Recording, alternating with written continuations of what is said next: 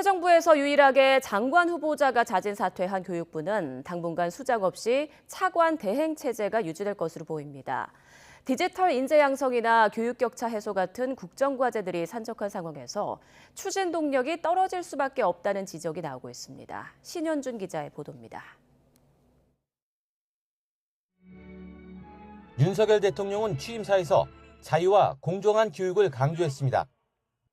자유 시민이 되기 위해서는 일정한 수준의 경제적 기초 그리고 공정한 교육과 문화의 접근 기회가 보장되어야 합니다.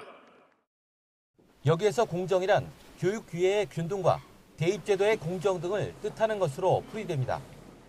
새 정부의 국정과제에도 그런 내용이 담겼습니다. 교육부는 100만 디지털 인재를 양성하고 대입제도를 개편하며 소외계층이 없도록 교육 격차도 해소해야 합니다. 또 지방대학에 대한 지자체 권한을 강화하는 등의 국정과제를 수행해야 합니다. 여기에 올해 말까지 확정해야 하는 2022년 교육과정 개정이나 자사고 외고의 일반고 전환 여부, 고교 학점제 보완 등도 시급히 풀어야 할 현안입니다. 하지만 이를 진두지휘할 수장은 김인철 부총리 겸 교육부 장관 후보자가 사퇴하면서 공석 상태. 후임 장관 후보자 인선은 두 번의 낙마를 피하기 위해 보다 신중할 수밖에 없어 수장 공백 상태는 당분간 이어질 것으로 보입니다. 주요 정책 결정이나 인사도 새 장관 취임 이후로 늦춰질 전망입니다.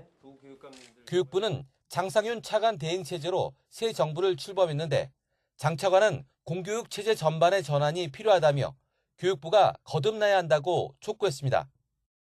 유보 통합에 대한 문제라든지 지방대학을 좀 살리겠다라고 하는 부분들 의미 있는 정책도 있기는 한데 미래형 교육 체제를 어떻게 또 바꿀 거냐에 대해서는 전망이나 비전이 잘 안 보인다. 역사 교과서 국정화 대입 정책, 자사고 외고 폐지 등 교육부의 주요 정책은 정권이 바뀔 때마다 뒤집히고 논란을 일으키면서 한때 정치권에서는 교육부 해체론이 나오기도 했습니다. 여기에 교육과제는 대부분 장기적으로 추진해야 하는 것들이라 경제성장 같은 시급한 국가 현안에 순위가 밀릴 수밖에 없어 추진 동력에 불이 붙기까지는 시간이 걸릴 전망입니다. YTN 신현주입니다.